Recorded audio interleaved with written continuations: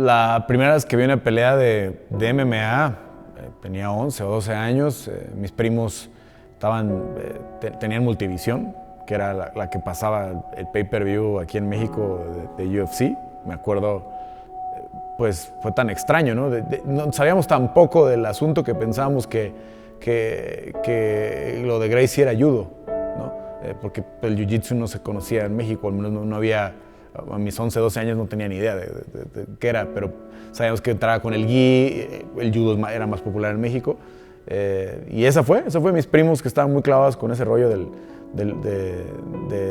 la violencia, de las películas de Van Damme, etcétera, etcétera. Eran un poquito más grandes que yo.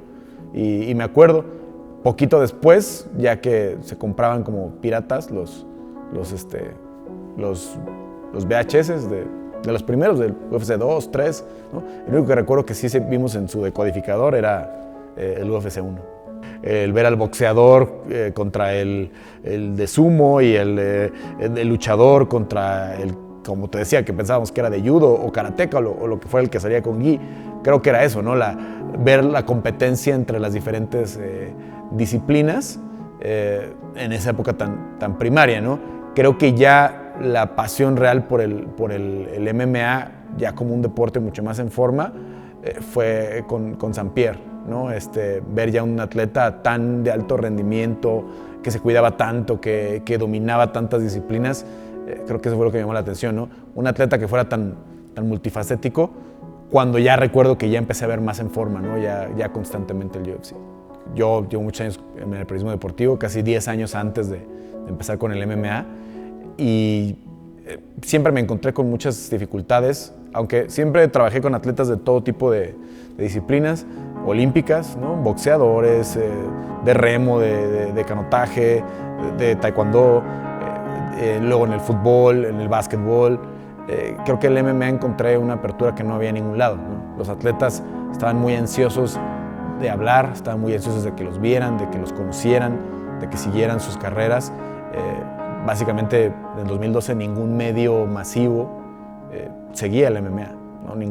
Ninguna televisora, a menos que fuera la que tenía los derechos, ¿no? Que pasaba el UFC, nadie pelaba. Otras promociones no se veían en México. Entonces me encontré mucha apertura y atletas, como te decía, muy completos, que entrenan 6, 8 horas al día, lucha, boxeo, jiu-jitsu, acondicionamiento físico. Entonces me pareció muy fascinante toda esa entrega y la apertura, sobre todo, fue lo que más me gustó. O sea, que dije, aquí puedo hacer cosas muy interesantes, ¿no? Que a lo mejor en otros deportes donde también hay mexicanos que necesitan apoyo, no hay tanta apertura. Desde niño quería escribir, ¿no? Estudié ciencias de la comunicación, entonces el periodismo era como la rama que más me gustaba de las ciencias de la comunicación. Y hubo una oportunidad de hacer las prácticas en un diario muy grande en México, que es El Universal, ¿no? Ahí empecé con mis prácticas, no estaba en el área de deportes, terminé mis prácticas, terminé después la universidad y ya poquito tiempo después de que terminé la universidad hubo una oportunidad en el diario Récord y ahí empecé a cubrir de todo, literal de todo, béisbol, fútbol, automovilismo, deportes de acción, lo que saliera. Yo era como el comodín, como nos toca a todos empezar. Y ya el MMA de lleno empecé en el 2011, específicamente en la primera defensa del cinturón de Caín Velázquez, ¿no? Que ya había mucho más estructura y un seguimiento mucho más grande en México de las artes marciales mixtas. Uno de mis mejores amigos se fue a vivir a Canadá, yo iba a verlo seguido y ahí como que me empecé a encontrar esa pasión que levantaba Georges St-Pierre, ¿no? Y lo que arrastraba Georges St-Pierre, que era que todos los bares estuvieran llenos los fines de semana para ver UFC, que en México ese fenómeno no se daba todavía. Entonces, como que ahí me empecé a clavar, me empezó a llamar la atención, ya lo que generaba como tal el deporte. Y cuando fue esa primera defensa de Caín Velázquez con Junior Dos Santos, fue el primer contrato con Fox en México. Entonces ya trajeron una agencia de relaciones públicas, ya podías acreditarte, ya era mucho más fácil que antes, ¿no? Que realmente el mercado mexicano o el latinoamericano en general lo habían tenido muy descuidado. No pensaba ser narrador, la verdad, no era mi sueño, pero sí mi sueño era cubrir los grandes eventos, ¿no? Y tuve la suerte de cubrirlos, ¿no? No hay un gran evento del deporte que me haya faltado, ¿no? Ya cubrí el Mundial, ya cubrí el Super Bowl, los Juegos Olímpicos, los X Games, muchas peleas de campeonato de boxeo, peleas de, bueno, ya más de 70 eventos de UFC. No hay un evento que me falte. Nunca he tenido una empresa que me respalde para cubrir los eventos de UFC que son fuera de México, casi todos. Nunca me pagaron en el diario en el que escribía originalmente para ir a los eventos de UFC. Yo tenía que pagar mi boleto de avión, yo tenía que pagar mis comidas, mi hospedaje en muchas ocasiones. A veces sí, algún amigo peleador, algún amigo coach me dijo quédate con nosotros una noche o 2 noches y me alivianaban, pero en lo económico han sido muchísimos, la inversión es enorme. En lo personal obviamente me he perdido muchos momentos familiares, bodas de primos, de amigos, por el que es el mismo día del evento, incluso eventos en México, que aunque no había que viajar, pues que por el mero día del evento del UFC. Pues de pareja también, es difícil acomodarte con tanto viaje. Y hasta en lo mismo de mi trabajo anterior, ¿no? que nunca comprendían por qué me gustaba tanto el MMA, por qué cubría tanto el UFC, si lo que vende en México es el fútbol, si lo que vende en México son otros deportes. Me di cuenta rápido, desde 2012 yo creo, 2013 tal vez, que yo tenía que estar en los campamentos, que tenía que estar en los eventos, para que me tuvieran confianza los personajes, para que los coaches, los peleadores, los managers, la propia gente del UFC dijera, este tipo es serio, ¿no? Este tipo sí está involucrado, este tipo está tomando fotos, está grabando video, está editando, está haciendo entrevistas y que reconocieran el trabajo. Sé que hay mucha gente que sabe mucho, sé que hay mucha gente que es muy fan, pero es muy difícil que le generes esa confianza al peleador o al entrenador si no te ve a la cara, si no te ve ahí, si no estás. Creo que la más importante ha sido estar ahí para platicar con ellos en los momentos felices, ¿no? Y también para que te vean la cara en los momentos tristes, cuando salen perdiendo una pelea, que sepan que estuviste ahí, que no nada más fuiste a la pelea del campeonato, que no nada más fuiste cuando iban ganando, que también cuando perdieron estuviste cerca y que también cuando perdieron les dijiste una pena, yo creo que pasó esto, yo creo que pasó tal, e incluso poder compartir eso, ¿no? Porque a veces sí los coaches te dicen, ¿qué crees que pasó? ¿En qué crees que nos equivocamos, ¿no? Hay muchos que son muy abiertos, otros que son más cerrados, pero creo que esa ha sido la clave. Estar ahí es lo que te da la confianza del personaje, ¿no? Al que vas a entrevistar. Nunca imaginé que me fuera a apasionar de esta forma, ¿no? Nunca imaginé, porque además suena muy extraño, pero a mí no me gusta la violencia en la jaula. A mí me cuesta mucho trabajo con una pelea. La última que me pasó fue Joanna contra Weili Zhang, ¿no? Yo ya quería que la pararan, yo ya no quería que le siguiera creciendo el chipote a Joanna. Yo decía, esto es grotesco, esto, o sea, de verdad me provocaba una sensación muy dolorosa. Yo sé que la gente estaba diciendo, qué peleón y tal, y yo estaba padeciendo. Me apasiona mucho la entrega, me apasiona mucho lo que hay que dejar para ser peleador de artes marciales mixtas, ¿no? La gente a veces ve solamente la parte de la violencia, pero todo lo que implica llegar ahí, a ese punto en el que cierran la jaula, ¿no? A veces no tiene ni siquiera que ver con la violencia, tiene que ver con dormir bien, con comer bien, con ser disciplinado, con entrenar todas las veces que tienes que entrenar, con estudiar muchísimo, con aprender del rival.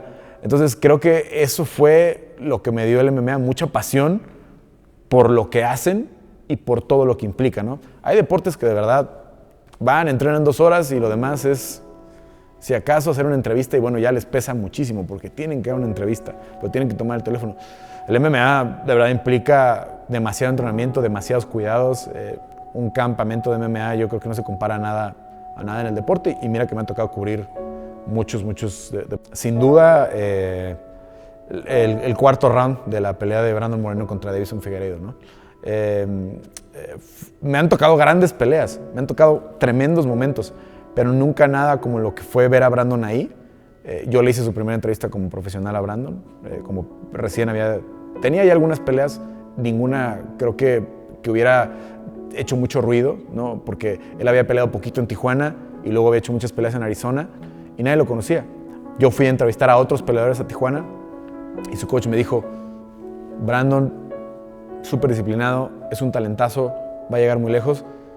Y lo entrevisté realmente sin conocerlo. Y de ahí me tocó hacer una relación con él cercana y ver cómo en 6 años llegó hasta donde llegó, ¿no? estar ahí, haber estado en todos los procesos. No pude estar en todas sus peleas en UFC, algunas o fueron en corto aviso o así, pero estuve en la mayoría de sus peleas de UFC. Entonces ver ese momento y luego lo que pasó en el cuarto round, ¿no? La intensidad de round, que para mí como round es el mejor del año, ¿no? Creo que hubo mejores peleas englobadas, pero que para mí el cuarto round de la pelea de Brandon y Deiveson es el mejor. No recuerdo yo haber sentido esa emoción, esa intensidad. Obviamente hubiera sido tremendo ver a un campeón mexicano, verlo salir, a él, no solamente a él, ¿no? O sea, a Irene o a Alexa o a Yair, a Goyo en su momento, ¿no? Que también llegó a estar en el ranking en una posición interesante. Eso hubiera sido lo mejor. Está por venir, pero creo que vamos a estar ahí para verlo. Al principio yo pensaba que era literal pues no sé si por arrogante o no sé por qué lo hacía, pero Dana White no escucha bien, ¿no? Entonces, sobre todo, pues algunos que no hablamos inglés perfecto, a veces batalla un poco más, ¿no? El mío es bastante decente, pero no hablo como nativo. Y he tenido varios momentos bochornosos con él, en entrevistas que no entiende y me contesta otra cosa. Pero el peor fue una vez que le pregunté yo ya sabía, porque nos lo habían dicho en una conferencia, en un scrum, el que era en ese entonces el encargado, que era Dave Carr, que era el encargado, y nos había dicho que iba a ir a Chile y Argentina. Entonces yo en una conferencia le pregunto cómo va el plan de ir a Chile y Argentina, ¿no?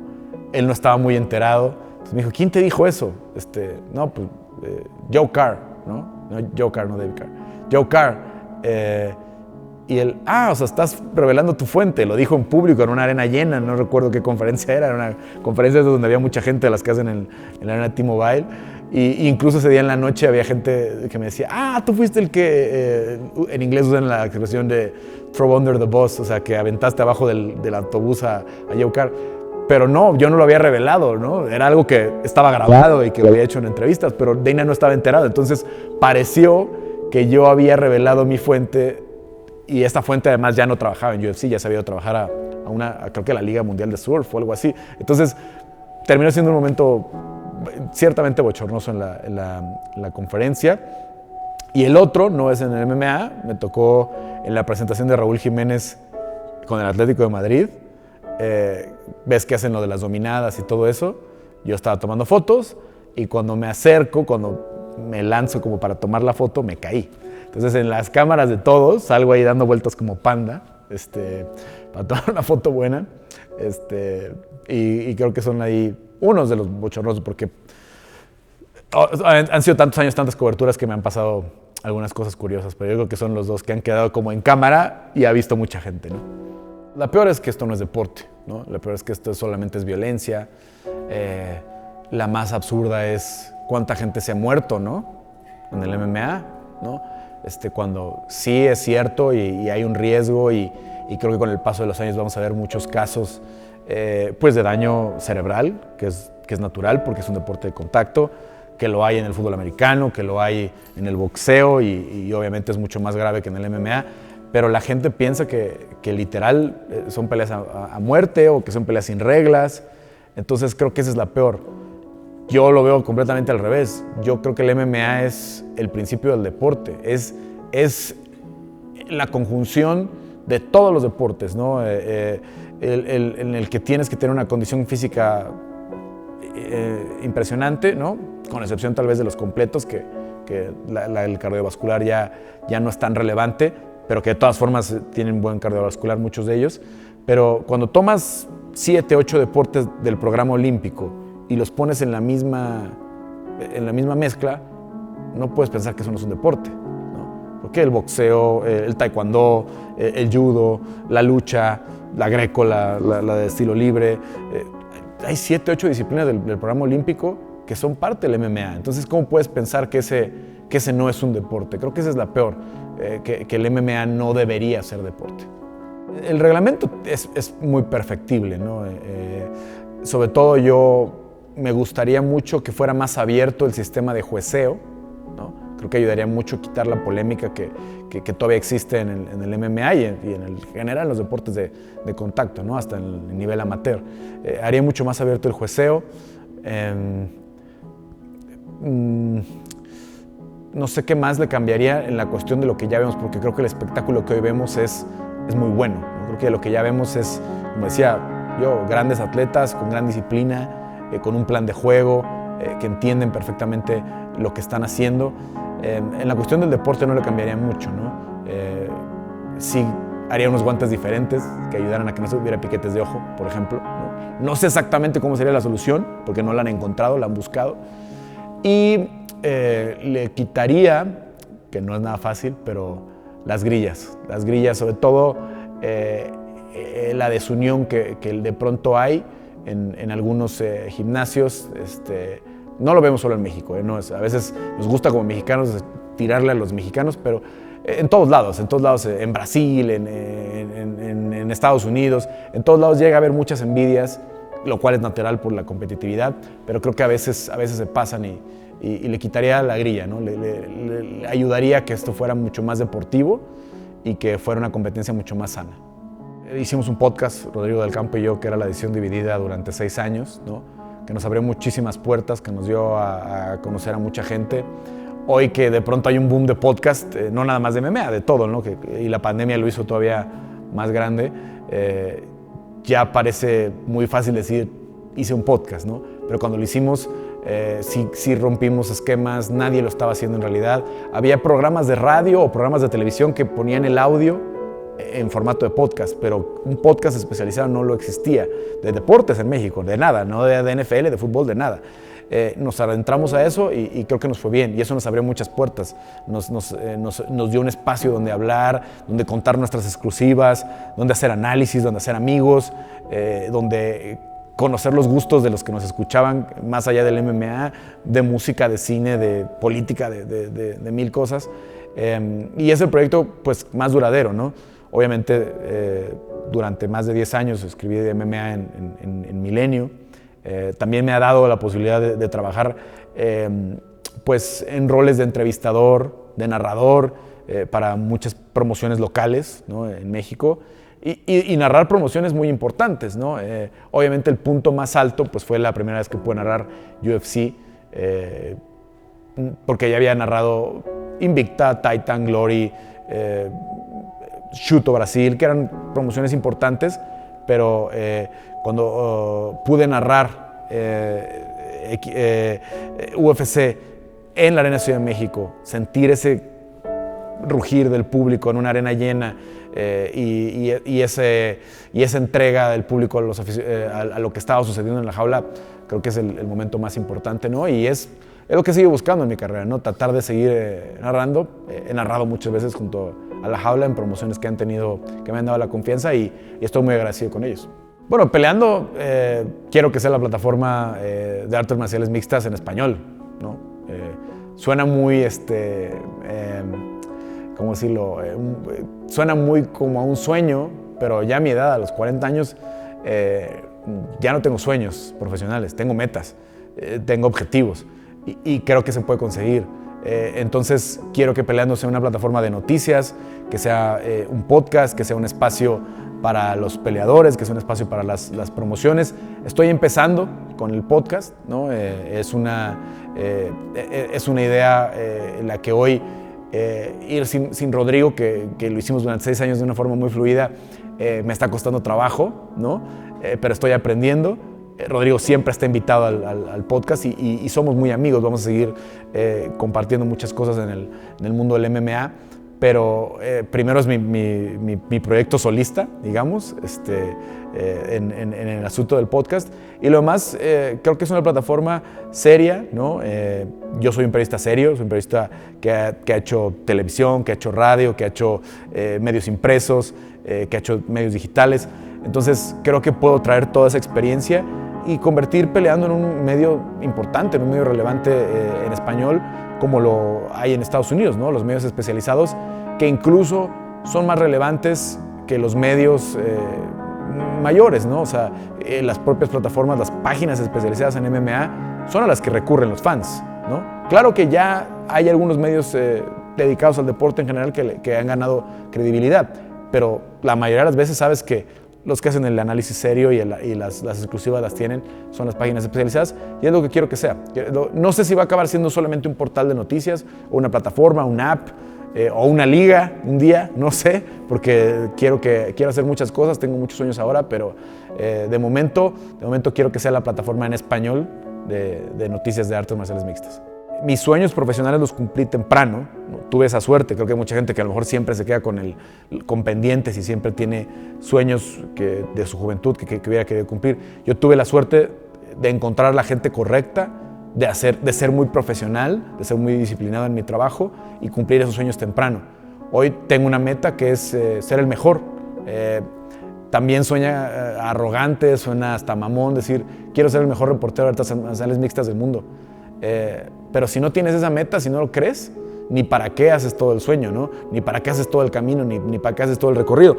Es como cuando le dicen a un peleador mexicano, bueno, pues tú estás para competir en Latinoamérica, pero no para ir a UFC o no para ir a Bellator. Entonces, ¿para qué? ¿No? Entonces, si puedes ganar los de aquí, pero ya no puedes pasar, ¿para qué lo haces? Sé que no es fácil, sé que hay mucho que aprender, sé que hay mucho camino que recorrer, pero si no me pongo esa meta, si no digo, quiero ser el más reconocido, quiero ser el que la gente ubique, ¿para qué lo haría, no? Entonces, creo que voy muy bien en el camino con los que hablan español, ¿no? Con los mexicanos, pero todavía creo que hay mucho más por recorrer cuando logre ese objetivo, ¿no? No me quiero confiar de que ya por lo que hice, no va a llegar alguien que también tenga más energía, que tenga buenos contactos, que haga las cosas bien y que mañana diga, él tiene más exclusivas que Legaspi. No me puedo sentar y decir, ya por lo que hice en el pasado va a ser así. Entonces no quiero parar, no quiero aflojar el camino y creo que la gran mayoría de los peleadores, la gran mayoría de los entrenadores saben esa diferencia, ¿no? Saben que mi trabajo es serio, que hay un gran compromiso y es por eso que digo, quiero ser el mejor del mundo. Si no tuviera esa meta, ¿no? Ya hubiera desistido, ya estaría en otras cosas que dejan mucho más dinero que el MMA y que es más fácil ganar dinero que en el MMA.